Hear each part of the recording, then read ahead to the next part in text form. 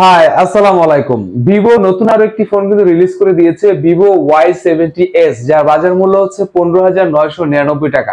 এখন কথা হচ্ছে সবার শেষে আমরা কেন এই ফোনটি নিয়ে হাজির হয়েছি, এই ফোনটির খুঁটিনাটি বিষয়গুলো আমরা আজকে তুলে ধরবো এবং কেন আমার কাছে এই ফোনটি খুব বেশি ভালো লাগেনি এই প্রাইস পয়েন্টে। যদিও যারা ভিভো লাভার রয়েছে তারা কিন্তু এই ফোনটি নিয়ে খুবই হইচই করছে, বাট এই ফোনটি স্কিপ করে চাইলে এই প্রাইস পয়েন্টে অফিসিয়াল ভাবে অন্য আরো একটি ফোন রয়েছে, সেই ফোনটি কিন্তু দেখতে পারেন। বা কোন ফোনটি দেখবেন, কেন দেখবেন, ডিটেইল আজকে আমরা আলোচনা করব। নতুন হলে সাবস্ক্রাইব করতে ভুলবেন না, পাশে থাকা বেল বাটন প্রেস করে দিবেন। যদি ভিডিও কাজের মনে হয় লাইক দিয়ে সাথেই থাকবেন। এখন কথা হচ্ছে এই ফোনটিকে আমি কেন বললাম পারফেক্ট ডিল হবে না। একটি ফোন পরিপূর্ণ হওয়ার জন্য কিন্তু যে বিষয়গুলো দরকার সেই বিষয়গুলো আমার কাছে মনে হচ্ছে এই ফোনটির মধ্যে প্রপার ভাবে দেওয়া নেই। প্রথমে যদি আমরা ডিজাইনের দিকে তাকাই, ব্যাক প্যানেলে আমরা সলিড প্লাস্টিক পাচ্ছি, পলিকার্বনেট ফাইবার, নরমালি যে স্ক্র্যাচ পড়বে না, স্ক্র্যাচ রেসিস্ট্যান্ট, এবং সাইড ফ্রেম সেখানে আমরা প্লাস্টিকই পাচ্ছি।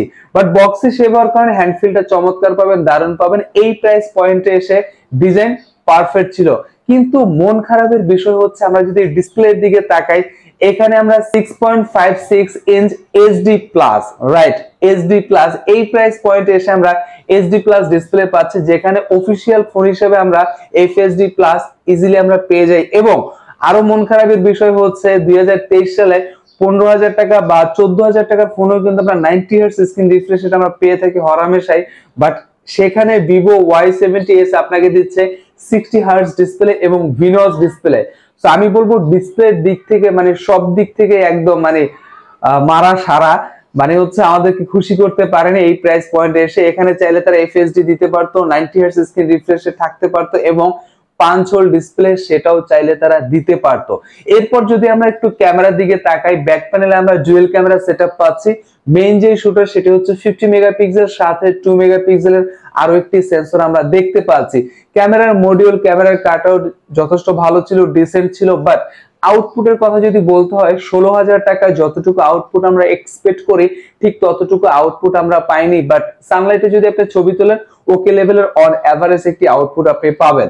এরপর সেলফি ক্যামেরার দিকে যদি আমরা তাকাই, সেলফি এখানে আমরা পাচ্ছি 8 মেগাপিক্সেল, বাট এই প্রাইস পয়েন্টে এসে তারা ইজিলি চাইলে 16 মেগাপিক্সেল ক্যামেরা দিতে পারতো, বাট এখানে 8 মেগাপিক্সেলের আউটপুট আমি বলবো ওকে লেভেলের ছিল। মোটামুটি যদি আপনি প্রপার আলোতে ছবি তুলেন সেই ছবিগুলো আপনি কাজে লাগাতে পারবেন এবং 1080 ভিডিও ক্যাপচার করতে পারবেন 30 fps এ। সো ক্যামেরাটা এভারেজ জায়গায় ছিল, খুব ভালো একটি জায়গায় যে থাকবে ব্যাপারটা এমন না। এখন আমরা ব্যাটারির দিকে যদি তাকাই, এই প্রাইস পয়েন্টে এসে 5000 mAh ব্যাটারি কমন একটা ইস্যু। ব্যাটারি আউটপুট সেটাও ভালো ছিল, কিন্তু এই 5000 mAh ব্যাটারিকে টেক কেয়ার করার জন্য তারা সাথে দিচ্ছে 15 ওয়াটের ফাস্ট চার্জার। সো আমি বলবো যেহেতু 15 ওয়াট দিতে পারছেন ভাই, চাইলে 33 ওয়াটও দিতে পারতেন। সো এখানে আমরা 33 ওয়াটের ফাস্ট চার্জার একটি এক্সপেক্ট করতেই পারি, বা মিস করছি এই ব্যাপারটা, কেননা 16,000 টাকায় 33 ওয়াটের চার্জার অফিসিয়াল ফোনে আমরা পেয়ে যাই। এখন আমরা যদি স্টোরেজ বা হচ্ছে র্যাম রোমের দিকে তাকাই, একটি ভেরিয়েন্ট বাজারে রিলিজ হয়েছে 6GB র্যাম, 6GB র্যামের সাথে তারা দিচ্ছে 128GB স্টোরেজ। সো এই প্রাইস পয়েন্টে এসে 6GB র্যাম 128GB স্টোরেজ ওকে লেভেলের ছিল, মানার মতোই ছিল। প্রসেসরটি দিয়েছে এখানে আসলে নিঃসন্দেহে প্রসেসর দাবি রাখে Vivo Y70s, MediaTek Helio G85 একটি চিপসেট দিচ্ছে। তার মানে টুকটাক যদি আপনি গেম খেলতে চান এবং ভারী অ্যাপ্লিকেশন যদি আপনি ইউজ করতে চান ইউজ করতে পারবেন। এক অ্যাপ থেকে অন্য অ্যাপে শিফট হলে ল্যাগ বা স্লো দেখা খুবই কম পাবেন। এক কথা পারফরমেন্সের জন্য বললে এই ফোনটি মোটামুটি একটি এভারেজ জায়গায় থাকবে, বলা যেতে পারে ভালো জায়গায় থাকবে অফিসিয়াল ফোন হিসেবে যদি আমরা একটু কম্পেয়ার করি। এখন আমরা যদি সিকিউরিটির দিকে তাকাই, এখানে আমরা সাইড মাউন্টেড ফিঙ্গারপ্রিন্ট সেন্সর পাচ্ছি। সাইড মাউন্টেড ফিঙ্গারপ্রিন্ট সেন্সর খুব বেশি রেসপন্সিভ ছিল না, ল্যাগ বা ডিলে দেখা আমরা পাই, যখন আমরা প্রেস করি প্রপার ভাবে সে রেসপন্স করতে পারছিল না। এছাড়া আমরা ফেস আনলক পাচ্ছি এবং অ্যান্ড্রয়েড 13 পাচ্ছি।